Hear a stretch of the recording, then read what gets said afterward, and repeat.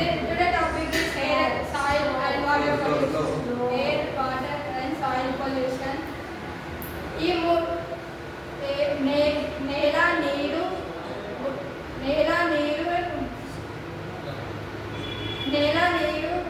గాలి లేకుంటే మనం అసలు బ్రతకలేము. అవి అవి అవి మనకి జీవనాధారం. అవి ఇప్పటి సిచ్యువేషన్లో అవి చాలా కాలుష్యం అవుతున్నాయి. దాన్ని మనం ప్రొటెక్ట్ చేసుకోవాలని కోరుకుంటున్నా. ఎయిర్ పొల్యూషన్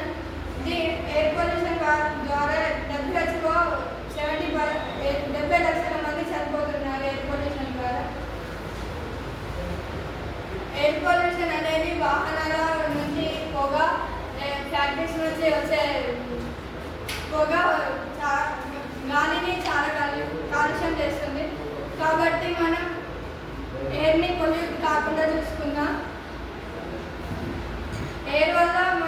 గాలి వల్ల మనకి వచ్చే ఆరోగ్య సమస్యలు కూడా ఉన్నాయి. శ్వాస సమస్య, గుండె సమస్య కూడా వస్తాయి. కాబట్టి మనం ఎయిర్ని పొల్యూట్ కాకుండా చూసుకున్నాం. వాటర్ పొల్యూషన్ అనేది ప్లాస్టిక్, పెస్టిసైడ్ ఫర్టిలైజర్స్ ద్వారా పొల్యూట్ అవుతుంది. ప్లాస్టిక్ అనేది చెరువులో పడడం వల్ల వాటర్ పొల్యూషన్ పొల్యూట్ అవుతుంది.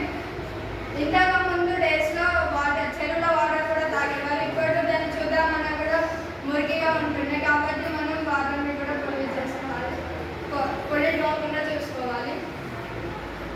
Soil pollution fertilisers, pesticides, plastic, దీనివల్ల కూడా సాయిల్ చాలా పొల్యూట్ అవుతుంది. మనం దాన్ని పొల్యూట్ కాకుండా చూసుకున్నాం.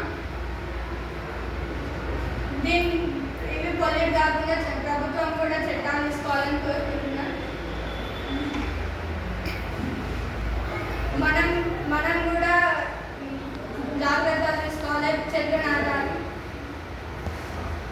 ముగింపు, మన భవిష్యత్తు వాళ్ళకి కూడా నేల, నీరు, గాలి అందించే బాధ్యత మన మీద ఉంది. కాబట్టి మనం జాగ్రత్తగా చూసుకుంటున్నాం. Thank you.